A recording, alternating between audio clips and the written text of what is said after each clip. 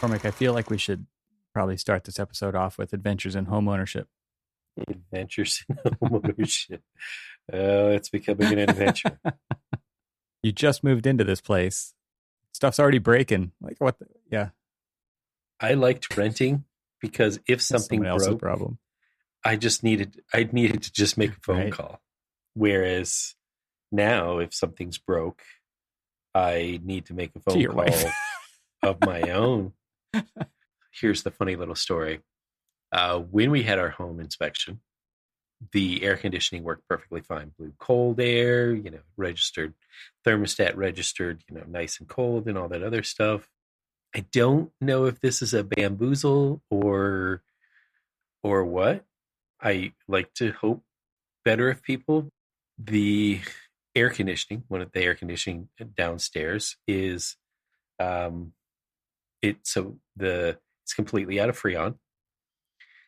And I didn't know that. I honestly thought I was just dumb in the way that I was trying to set the thermostat. I'm like, I've never honestly, I've lived in such old houses and stuff where I've never really had a programmable thermostat.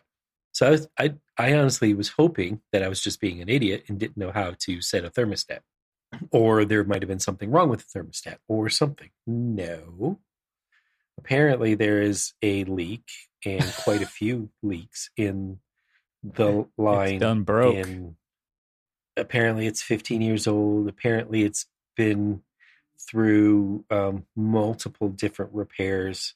Not all of them were good, reputable repairs. So there's some duct tape. There's some chewing And gum. It's been MacGyvered. there's well when he pulled the cover off of the condensing unit outside, and I'm Did the looking. inspector not do that before? I think you need to call this inspector person. Be like, you do shoddy work. Well, there are some phone calls that I do need to make. So the first phone calls were, the first phone call was to an AC company, hoping that they would come out and they'd say, "Hey, dummy, this is how you set this thermostat." Best case scenario. That was the right? best case scenario. Well, they gave me the worst case scenario, which was it needs to be replaced because it's old. And everybody's going to say it. Your mechanic's going to say that. Everybody's going to say that. So, of course, then, hey, call up and see if, what they say. And so they came out pretty much the exact same thing. Then I'm okay, well, let me, The first guy called the second guy before he came over. It's like, let's, well, no. It's like, I gave him a high price and he's about to call you. So give him a higher price and we'll split the difference. and so then I call another one, because like any good spec writer would tell you that you have to have at least 3. And so I called them up and they came out there and they basically told me the same thing. So I wasn't at least getting You weren't getting wildly different diagnoses. all of them were, all of them basically did the exact same thing too. They were they came out there, they checked, the breaker and everything else. They were looking at all of the things, did anything trip? Do you have all of like your summer setting on and all that other stuff? Because now I'm learning that in this particular unit, there is a summer setting and a winter setting. Like, wait, my unit back Maryland, who we do have winters, didn't have like a summer setting and a winter setting, but whatever, we'll just go with it. And so my gas heaters have a summer setting. It's where I turn the gas off to the heater. well, yeah, there you go. So I go through the whole thing and then I'm like, okay. And then I get a quote, and then like the lowest quote was actually the better equipment. In my opinion, doing like whatever little research that I was doing on all the different times. 2 of them were the same unit, but one was just slightly more expensive. I don't know why there was a price difference on the same equipment. And then there was one that was just a different equipment. They actually even quoted me like, half a tonnage more. Because of global warming. Yeah. Sure. I mean, everybody's got to do their part to contribute, right? I was thinking because of higher temperatures, but yeah, I get it. That's good. Yeah. I might have got that one wrong, but anyway. And so it's just like, And so my first, so I'm going to tell you right now, it is sunny and breezy outside. High of 76. We have our windows open and we have some fans on there, and it feels perfectly comfortable down there today. Now, truth be told, upstairs where our bedroom, Where you work, it's the only where I work, where there's. I mean, it's basically the only space that matters. Am I right? We have 2 units. That unit, newer, runs perfectly fine, and up here it is nice and comfy. Downstairs where the kids are, and they're not invited upstairs. I mean, no, I really, yeah. It's just, they're like, man, they came back upstairs. They came upstairs the other day, and they're like, man, it's hot downstairs. Oh, they just have their hat in hand, looking for a handout. Give me some cool air, Dad. Come on. I was like, the community that we live has a public park, a park with a pool, and it's got a beach to swim on the lake and all this other stuff, and you can do all of that. I mean, that'll cool you down real quick. Yeah. Oh man, so it sounds like an expensive endeavor. Yeah. Got to scrape the. It's got these spectacular garage doors. They are circa 1941 wood doors, heavy wood doors, and everybody's like, "Oh, you should replace these and get an insulated metal door and get the garage door openers and stuff like that." Why? So your cars can be comfortable. That's why. Like, these are great doors. They're original to the era of the house, and they're just like they're solid wood. They're perfect, other than the fact that they need to be painted, but whatever. I'd rather scrape them and paint them than to replace them. I'd rather do hard labor than shell out for some new doors. I get it. I'm the same way. It's like, hey, I need something new. Like, what is the name for the condition of the amount of guilt that I feel for putting things in landfills at all? There's got to be a name for that. Yeah, but the problem is that there's so many other people who don't feel that guilt. I know. It's crazy. When we were moving, I was trying my best to not contribute to the landfill and trying to free cycle everything that I possibly could, and did a really good job of it too. I mean, we put, when we were putting things out at the street, it was just like, hey, curb alert. People were coming by and picking at things that, we just didn't need anymore because either we outgrew them or whatever.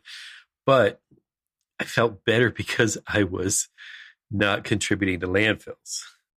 Well, I had a similar but different experience in the last week. We had some painters come out and do some interior. There was 4 rooms inside the house that needed new paint, and my wife and I decided we would do 2 of them, and we could. So, I mean, you've been here. I actually have multiple walls of cabinets. You remember? And it's like these storage cabinets that are built in. And I think when I moved in, I did a count of how many storage cabinet doors there were in my house. There's 108. Okay. There's a lot of storage in this house.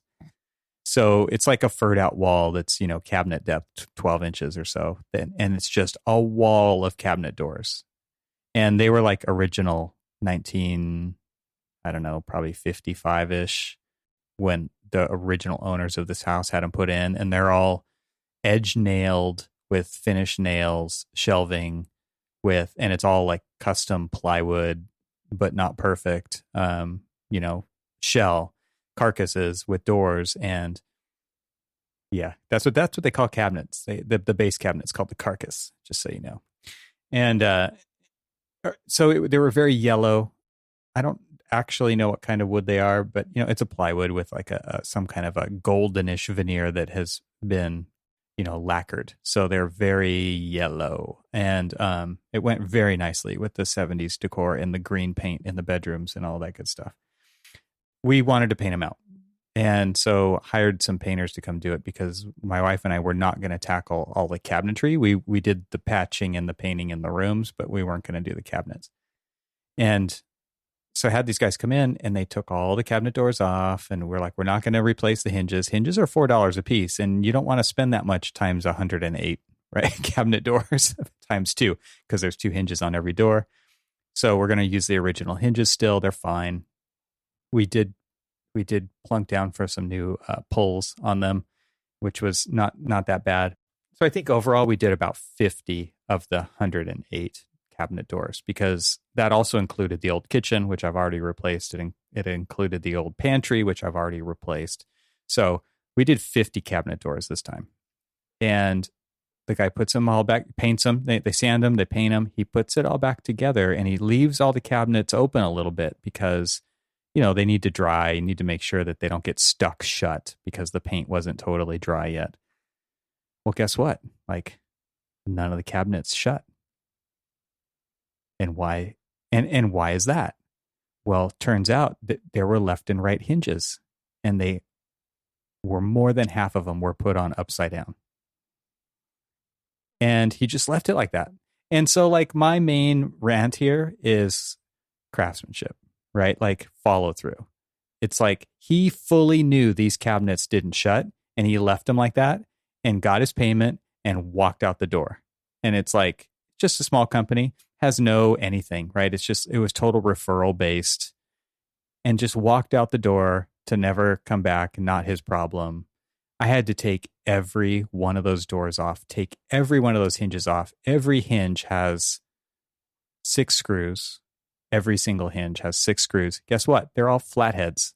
I mean, I need to reinstate right now my hatred of flathead screws so that everybody knows, because there's just no way to like use a power driver on those without screwing up your cabinet doors, right? Because they slip off. And by the end, I got really good at it, but oh my gosh, I got them all flipped back the right way. He had bent a couple of them somehow in the middle of it. Got those, I have a vise. I straightened them back out, put them back on. As soon as I got them on the right side, the doors closed perfectly. But it took me 2 days to do all that with my son's help, right? Because like you've got 5 flathead screws. You've got a screwdriver. You have to use one hand to guide it, one hand to turn the screwdriver, and then how do you catch the cabinet door when it's about to fall off? So yeah, that was my my adventure last weekend. It was brutal, and my main rant is like, seriously, like take some pride in your work and like just finish the job that you actually got paid to do. That was absolutely crazy making to me. So I agree with you, because flatheads do have their place for certain things, like, outlet covers. You can actually torque them a lot harder. You don't need them, and you don't need it in wood. I'll tell you that. Well, I mean, for outlet covers and things like that, sure, those are fine. But I'll definitely agree with you, especially in wood for that. However, my rant is with, having having the right screws, but then being really soft metal. And when you try to torque them down, they already start to strip out. Yeah. They just strip. Oh, man. Yeah. Well, half of these were ready to strip too. Yeah. Yeah, for sure. You have to be really careful. Yeah. So. Oh, well, that was a nice long digression. Glad we could have a therapy session and talk that out. Well, I will say one thing. So, because you started to make me cringe a little bit when you were talking about your cabinet pulls, drawer pulls and things like that. So, the upstairs, they apparently did a nice renovation to the upstairs, which is mostly the main bedroom, but it's a really, really large thing. But so they've got a lot of built-ins up here. I don't know if I told you this or not, but the drawer pulls, the cabinet pulls, and everything else, apparently when they did this, they had to have had a nautical theme going. Because if you pay attention to the photo that I had just sent you about the one cabinet, take a look at that the cabinet pull.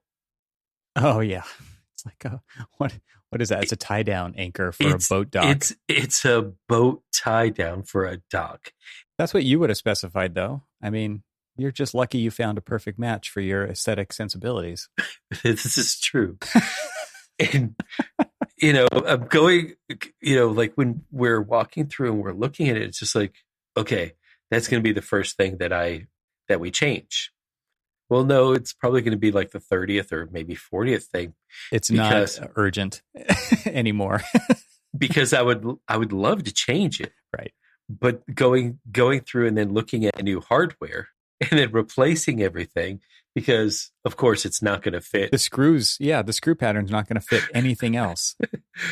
No, not at all. So I'm going to have to do a lot of like work on this. But I was just like, who, what, why? Why did somebody think that? It made somebody happy. That's why. It did. Live your life, enjoy it, but maybe buy like a alternate set of hardware when you're selling. Oh, that's probably what caught your eye, though. That's what. It's like, ooh, look, I can tie my boat off to our cabinet upstairs. Yeah, upstairs, because it's only here. That's for my upstairs boat. That's for my upstairs boat. Well, I mean, everybody's got an upstairs boat, right? Yeah. I mean, there's a downstairs boat, there's a backyard boat, an upstairs boat. In your house, a boat for every occasion. I mean, they say don't build a boat in the basement, but in your house, you don't want to build a boat. I mean, you could build a boat in the master suite. Got a place to tie it down. Exactly. Yeah. Put that boat. Just in case. Oh, man. It's great. All right. Well, this is a great place to insert an ad for a great supporter of this podcast, because we can change topics now. All right. So it's been a while since we passed this thing around, but there was this image that showed up somewhere that was a list of places, and it was put together by something called Skyscanner. I have no idea what that is, but it was going around the socials, and it was, I think, basically like, how many of these places have you been? Because it's a competition, right? To go to as many places. I mean, isn't most everything? Everything can be competitive. It's true. I'm a competitive place goer. And so I sent it to you, I think.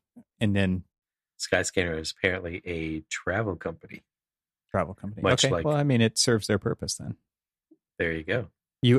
Clearly they're telling you haven't been to enough places if you haven't been to all of these. And there's actually two lists, but we're just going to focus on the yellow list. Let's call it that. There's a yellow list and a blue list. We're talking about the yellow list. All right. So how many are on here? 1, 2, 3, about 32-ish, if I counted correctly. Locations. And these are all in the United States of America. So clearly this is a U.S.-based, maybe they're trying to get people out on the road. I don't know. It is Skyscanner. I guess they're trying to get you to fly. So the idea was like, how many of these have you been to? Just reply with the number on social media, and then this thing goes viral, I'm sure. And how many places have you been? How many places have you been?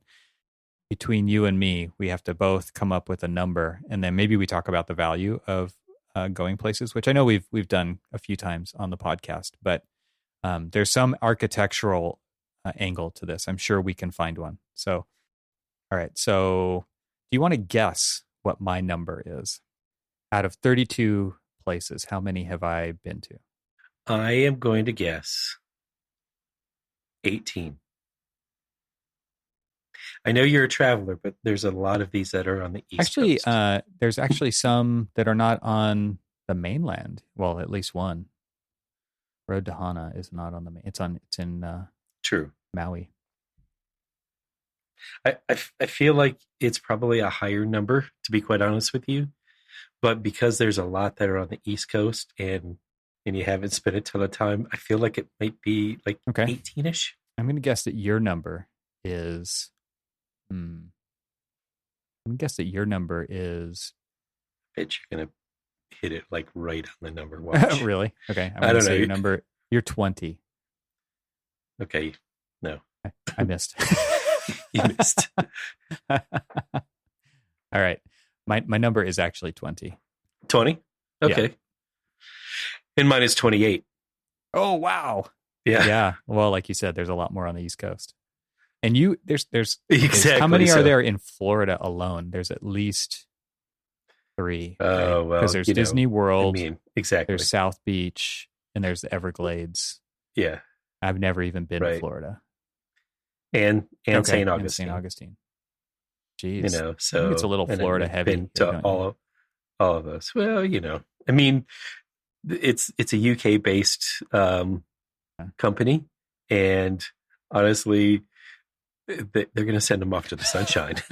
Well, there's that, and the people who can afford to travel are typically older, and they're like, hey, this is Florida's a nice place. Well, since you're already visiting Orlando for Walt Disney World, here are a couple of places, not too far of a drive that you can go and visit as well.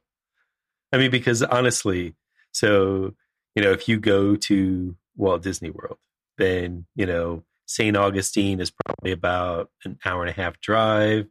The Everglades are probably about a 2-hour drive south. Then, from the Everglades, South Beach is probably, like, say, another hour, depending on where you're at. So, everything's like within, it's Florida. You have to drive everywhere. Yeah. Well, Florida seems to have a lot to offer, according to this list. Yes, a sign that says now leaving Florida. Not that you have any personal experience with that. Exactly. And then there's some that I'm just kind of embarrassed I never have been to, right? Like, I've never been to the Statue of Liberty. I've been to New York many times, and it's just one of those things I just haven't gotten to yet. It's definitely on the list, but let's just like name these off really quick. What we will include this image in the show notes so people can play along. But there are definitely we should probably read the ones on the list. So Statue of Liberty, number 1. The first time I actually went there, we followed the signs, but apparently the way that we were going in, we were following the signs to go to the Jersey side. And basically all you could do is, like, it was the Statue of Liberty State Park, and you could see the back of it. We have New Jersey's got a viewing platform of the Statue of Liberty. Yeah. So we did end up actually going there and seeing, and like actually going to Ellis Island and doing the whole trip, and then going to the Statue of Liberty and then going inside of it and doing all the tours and stuff. But, the first time we went there, it was so funny because it was literally like, really? This is it? This is like, It's just got to be one of those things you go to, though. All right. So never been there. Grand Canyon. Yep. Actually was just there. Not like 2 months ago. I'm not even going to tell you my favorite story of the Grand. I'm going to tell you my favorite story of the Grand Canyon. So when I was out after I had kind of like dropped out of school for a while, I started driving across country. I had this old typewriter. I still have this old typewriter, but it was like a 1910 heavy, monstrous typewriter. It sat in the passenger seat while I drove around. So here I am, I don't know, again, it was a weird time of my life. So here I am sitting on the rim of the Grand Canyon with my feet dangling over the side with the typewriter in between my legs. And I'm typing while I'm staring out into space. So I'm pretty sure not very many people are like pleased at hearing this. Is it Hemingway over there? That's what they're thinking. Exactly. So then this guy, like, just out of the blue, just like walks up. I did not hear him. And I'm very good at, like, being able to like hear people come up on me. And he like walks up, says this. He was like, I bet you could push somebody off the side and they wouldn't find the body for weeks. And then walked away. Like, I think it's time for me to leave. I was like, it totally sounds like something I might have said, but when it's said to me, didn't feel too good. You're like, I could appreciate that. Yeah. Like, yeah, you're right. That's great. Good story. But since I couldn't hear you come up, I'm going to go ahead and just like, quietly pack up, not let you. Exactly. That's great. All right. Number 3 on the list, Walt Disney World. I've already stated I've never been to Florida, so. Funny enough, Disneyland is not on here, so I missed out. Yeah, I was gonna say this, like, and it's not even on the other list either. And I just wonder why, like, they did Disney World, not Disneyland, but Disney World is bigger. It's way more of a destination, maybe. I don't know. I mean, So you have been there. I have been there more times than my wallet could ever It imagine. can recover from. All right, Zion National Park. I know for a fact I have been there. Yeah, got married there. So I was going to say that there was some nuptials included in that one. That was part of the package, the travel package.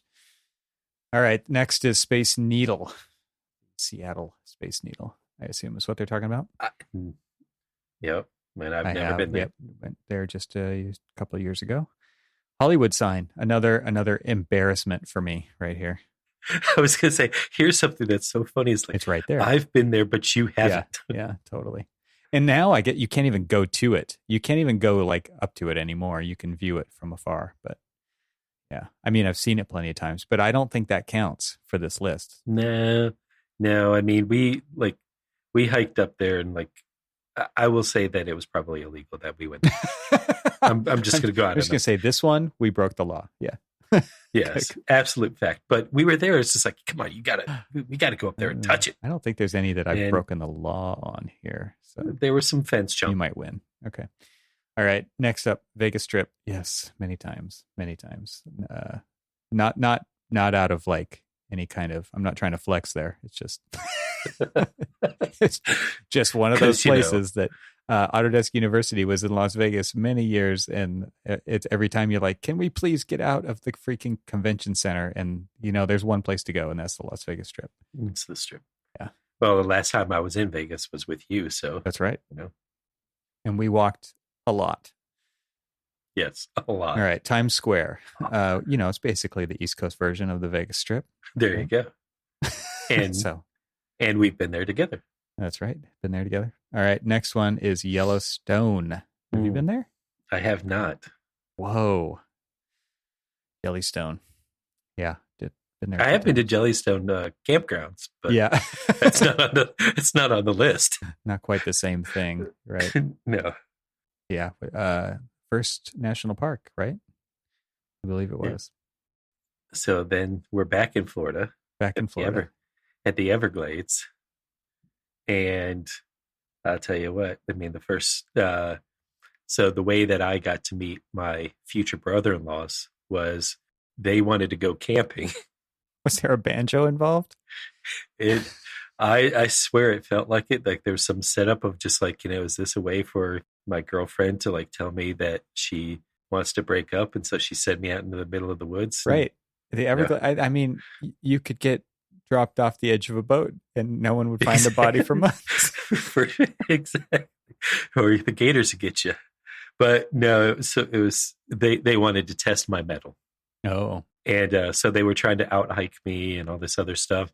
And it was so funny because I was still I think I was still in the National Guard at the time. So I was still like, fit and hiking and all this other stuff, like, to a point where I was just like, bring it. They brought it, and I brought more. Nice. Proved yourself. Exactly. You got brought into the inner circle on that trip. Next, welcome aboard. Pikes Peak. Never done that. I have never done that one either. That is a goal for both of us. Yeah, it would be fun to go watch the. It's about to happen. It's going to happen in August. The Pikes Peak race. Okay, Chicago River. I don't know. It rings a bell. Yeah. It does ring a bell. All right. So that was like, what, 3 weeks ago? Yeah.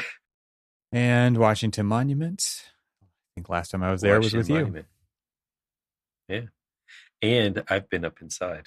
Yeah, I have not. So I don't even know if I get to count that one. Definitely. I've walked around it quite a few times. Being there, a lot of times it's closed. So, you could go like 30 times. It might be open once. All right. Mount Rushmore. Never done it myself.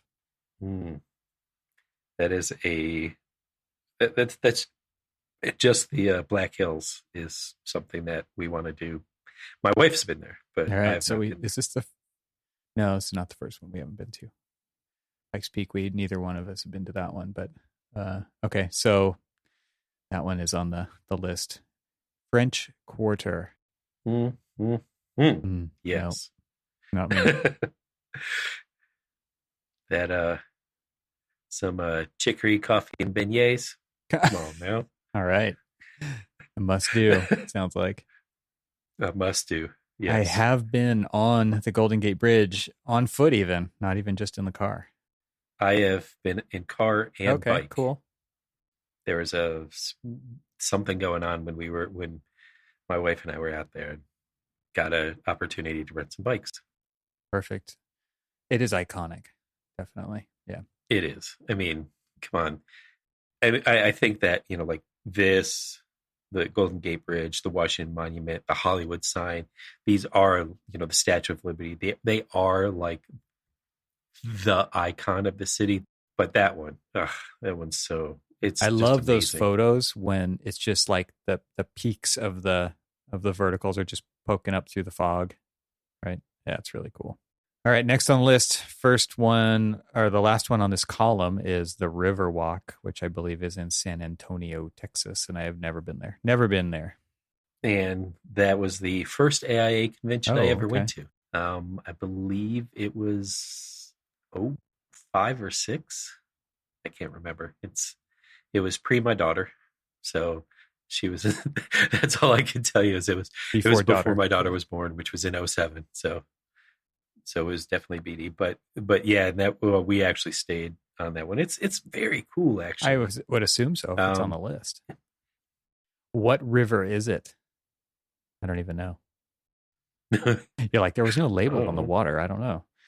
I wasn't looking at it from above, so I couldn't see the what would have been back then. It wouldn't have been Google Maps and it wouldn't have been Apple Maps. So it would have been MapQuest. So I have no idea. Trying to do some real time. Somebody needs to tell me. Up. Yeah, it's really hard to see on the map. It's actually near the Alamo. Okay. There's a Topgolf there. I don't know if that matters. I actually don't even see a river. I don't know what river they're talking about. Maybe it took me to the wrong place. I don't know. San Antonio Riverwalk. It says there's boat tours. I don't actually see a label though. Maybe I need to turn off. Here we go. I need to turn off the satellite view so that I can actually see it. And I don't see any label on the body of water. Oh no, San Antonio River. Who would have thought? Who would have thought it would be called that? Thanks, Google Maps. All right, so we are halfway through the list. All right, let's just do it. Let's just do a yes or no's here, okay? Niagara Falls. No, okay, not for me. Yes, haven't been to that. That would be cool. Mall of America. Sadly, regretfully, I admit, me yes. Too. Father-in-law used to live in Minnesota, so that's why we went there. All right, Gateway Arch. Yes. Have you been up in the arch? I think you told me about it. I think you told me why I had to go in the arch. Cool little. Yeah, exactly. Because of those little elevators. Those are awesome. Come on, those were awesome. And when I got up there, the windows to look out were fogged up because it was raining and humid outside. Yeah, that's right. I remember the video where you were like going to I think you were going the arch, and it was dumping. The deluge. Dumped on. Yeah, that was fun. There's a YouTube video that I made that features the arch. Okay, ESB, Empire State Building. So, yes, but not to the top. I don't think I've been to the top either, but there's 2 observation decks there, right? And I've been to the one on the 80th floor. So I don't know if that really counts as a top, but let's just say it does. For this episode, yes. So, yes. Road to Hana. This is a drive, not. I mean, Hana is a town, but the road to Hana is like this. I think it's a rite of passage for a lot of people to kind of do when they go to Maui. So it's because it's a very long drive.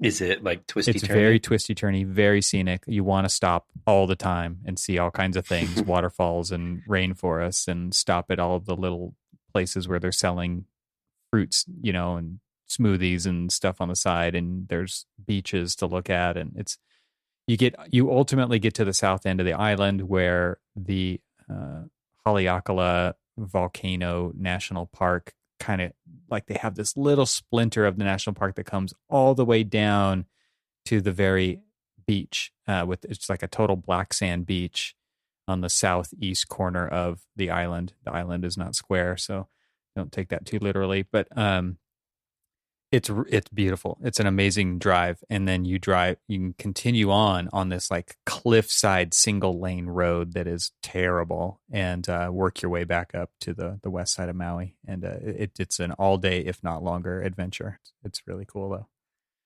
So I know we said yes or no, but I guess I you know what? There you go. I mean, I'm doing it, so you're doing it. Fort Sumter. Totally. Never been there. Oh yeah, no, I have. Sorry, I have. I just looked at my mark. Do you know what state it's in? Fort Sumter is National Monument in South Carolina. I mean, I would assume that you had not been to the I have. Carolinas. I've been to both of them. Yeah. Oh. Yep. I have as well. Been to Fort Sumter. All right. The Alamo. Sounds like you've been there. I have not. I have been there. In fact, I just found when I was packing up the pressed penny that I that's got cool. from them. I love pressed pennies. Come on. I don't care what anybody says. Those pressed pennies, they are stupidly awesome. Every time I go to one of those things, it's broken or out of order. Yeah. It's like going to a national park and looking for the stamp and the visitor center's closed. That happens more often than it should as well. All right. Next is Wright Brothers Memorial. Kill Devil Hills in North Carolina. Yes. Sounds cool, though. Cool. Just the fact that you get this Kill Devil Hill, I mean, it's just like, okay, yeah. All right. The White House. I think that one is obvious. I think you know what my answer is going to be. I have actually not been on a tour there, but that would be cool. So, been on a tour, been on the Christmas tree lighting, and been on the Easter egg roll. All right. Yosemite. Yosemite. I mean, I've done quite a lot there. Yeah. Yes, you have. Yes. Yeah. I have been there as well. Also found that if you run out of gas at the top, you can coast all the way down to the closest gas station. Yeah. There's nothing close up there. But you certainly can coast. Liberty Bell. We've been there. And yes. And then Central Park. We have been there too. Okay, so South Beach is a no. And you have not been there. For some reason, you are forsaking Florida. Arlington. I have been to the cemetery. I have been there. My wife's has an uncle that is buried there, and we've visited. St. Augustine. We already know my answer. Well, I mean, there's plenty of California here too, because the next one, I would say yes to St. Augustine, but the next one, Lake Tahoe, I feel like you have a connection to that place. I've lived there, and I have swam in it in the freezing cold water. It's great. So I have a question about the last one on this. In what capacity? Say you were there in San Francisco. Say you bought tickets to go to this last place, and say that you had boarded the boat, but then the boat broke down before it left dock, and you had to leave. I think you actually had to have set foot in it, on it, or I should say. I think you have to have stepped on it. Yeah, that's a bummer, man. So no. Jeez. So yeah, the place is the Alcatraz. The Alcatraz. the Alcatraz that I've never visited because of all the things that I said prior to. Oh, that sucks, man. No, a bummer. It really was actually, because we were like, there's no other boats that they could put you on. Well, I mean, this was the last tour of the day, and this was just one of those things that, like, when we were just didn't work out. It was, I don't know if it was it wasn't an impromptu visit to California. We were there for 8 days, but it was an impromptu of, like, we had no agenda. We were just like, hey, let's rent a car and drive all over the place. and we flew into LAX. We then kind of like went westward towards like Big Bear and that other stuff. But we started like we first went to San Bernardino because it's because it's in a song, you know. And then if I would have known that you were there, I would have like or at least near there as I'm driving past it. Claremont, I could have waved at you, but didn't know you at the time. Would you have been in high school then? 96. When was? No, I was at Cal Poly. Okay. All right. Fourth year at Cal Poly. Oh, wow. Man, you're old. True. True. Yeah. But I mean, so with the cool thing about that, that list though, and the reason why we chose that list over the other list was because the other list is a lot more like national park and things like that, which, you and I could have easily gone through and talked about that. But I would venture a guess to say that the people who are listening, that are American architects or architects who probably visited the US and wanted to seek out some of these bucket lists. And mostly they, I'm going to venture a guess to say that they've done it because of the architecture. I mean, there are obviously some that are not architecturally related, but you could probably, we could probably draw something out of it, inspiration at least. But of all of those places that are architecturally related, we probably went there not to just say, hey, I've been to the White House check or it whatever. Off the list, right? But we go to it for like the architectural experience of the place. I think there's that, and then we've also talked about this, just the idea of having experiences, and those inform the work that we do. And these places are widely varied in the types of environments that they're in. I mean, you've got Yellowstone or Yosemite, and you've got the Las Vegas Strip, right? So they're very different, and they make you feel very different, and they make you feel some of these places can make you feel big. Some of these places can make you feel small. Some of these places put you in a perspective that you've never seen anything before, like being at the top of the Space Needle, right? Versus in swimming in Lake Tahoe, right? Like they're just very different. And the variety of experiences that you can have in places like these do inform you as a designer or somebody working on a project team, right? Like these are the kinds of things that you pay attention to, interesting things when you go to places like these, and they help you bring interesting ideas to the work that you've chosen to do for your career. Exactly. I was thinking about that list, and there's like two places, we've been to both of them, the Washington Monument and the Gateway Arch. And both of them offer a very unique, very curated perspective of their respective cities. Whereas, so the Gateway Arch isn't necessarily the highest point in St. Louis, and obviously can go and get a different perspective from, I think there's a Mies building there. No, it's not a Mies building, but there's like this a taller building there, and you get that perspective from that. But there's just something about being in that like confined space with these little teeny windows, but are like so thick of glass that you just get this weird perspective from like looking through this very kind of just porthole view of the city. And in like DC's case, that is the highest point in DC. And so when you're looking at it, you're getting a perspective that the only other time that you can get a perspective of DC is by plane.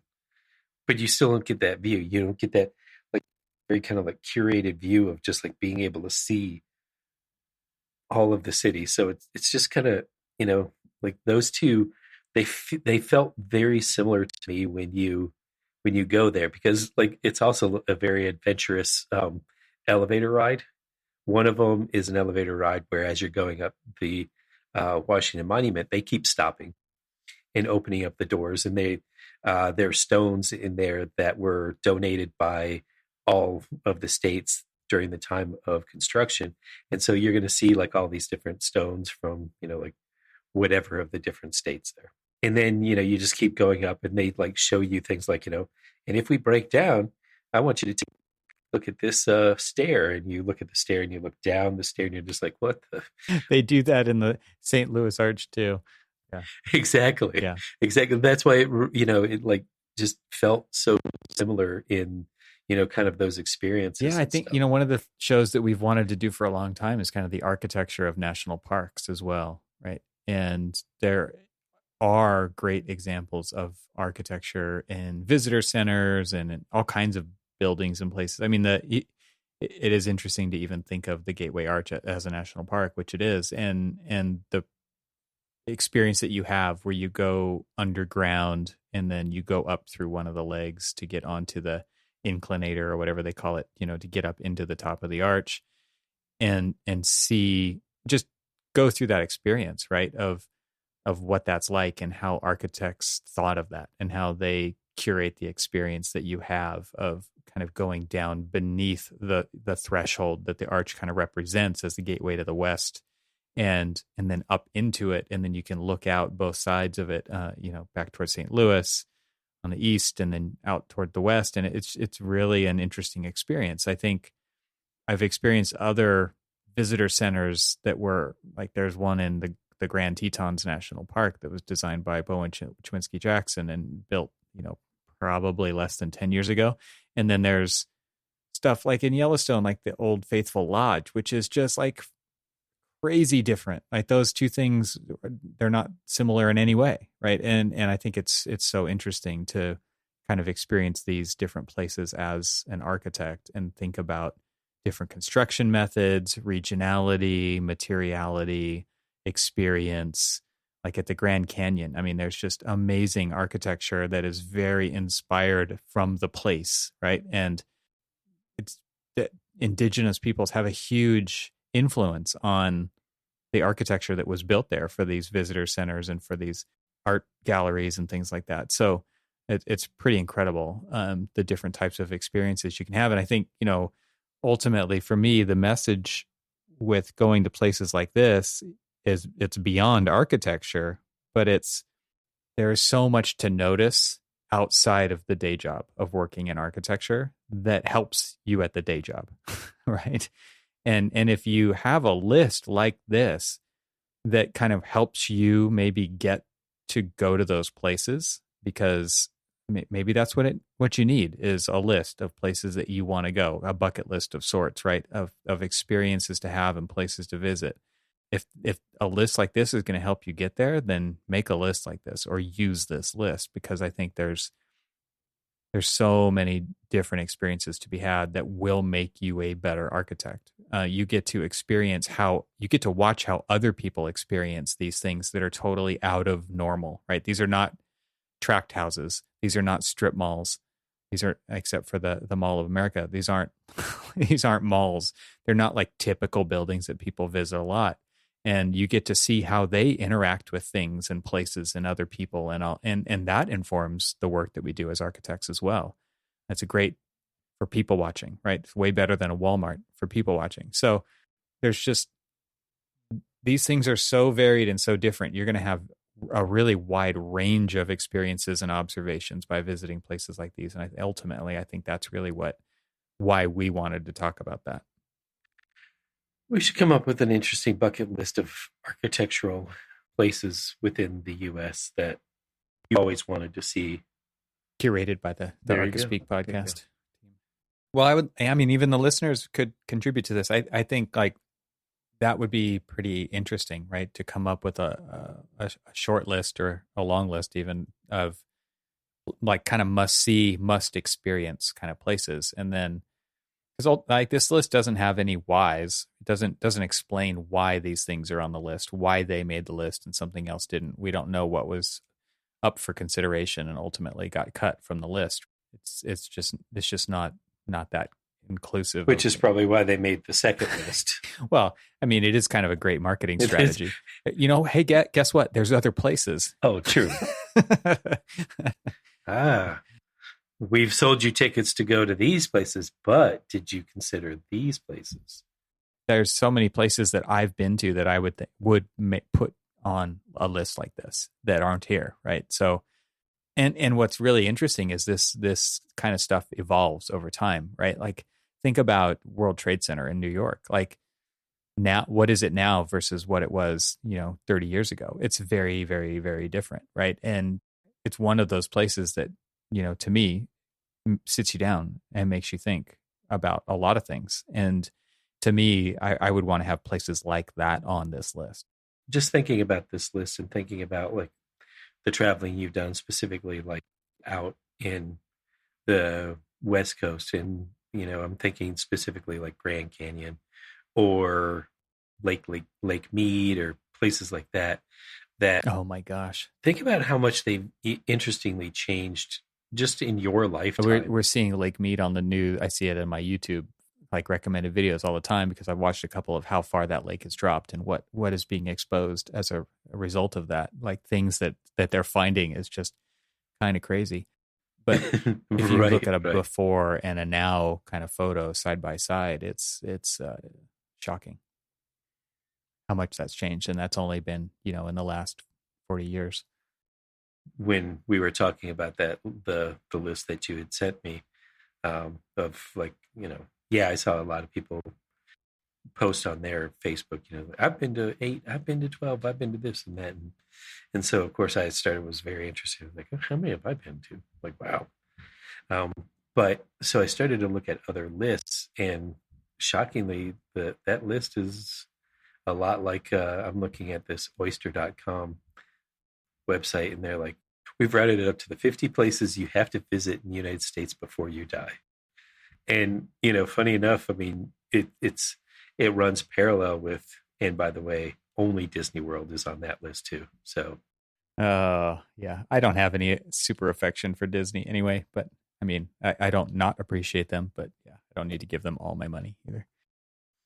Funny enough, honestly, I didn't give them all my money for like the bulk of the trips that I went there. I actually had friends who used to work there and used to get us in for free during the summer while they were working there. They got friends and family in, or at least got passes, and we got in, and then some other ways that we got in as well. Don't need to really go through all of that. I mean, I think we've established that I've had this penchant for trespassing. So anyway, although this road to Hana, I've got to do this. This is, so I'm definitely kind of more tuned into these ones that are outdoors oriented, but man, that was a good one. So here's something that was interesting. It's like, for the most part, I've never really felt like I had this draw to go to Hawaii, because growing up on the beaches, I mean, you've seen one beach, you've seen them all, right? But the funny, nope. Yeah, exactly. And that's the thing, is just like, I try to convince myself of that. And, it's just like, why am I so reluctant to go there? Like, yeah, no, not every beach. It was just like, not every beach looks the same. It is not just water and sand. Some of it could be lava sand.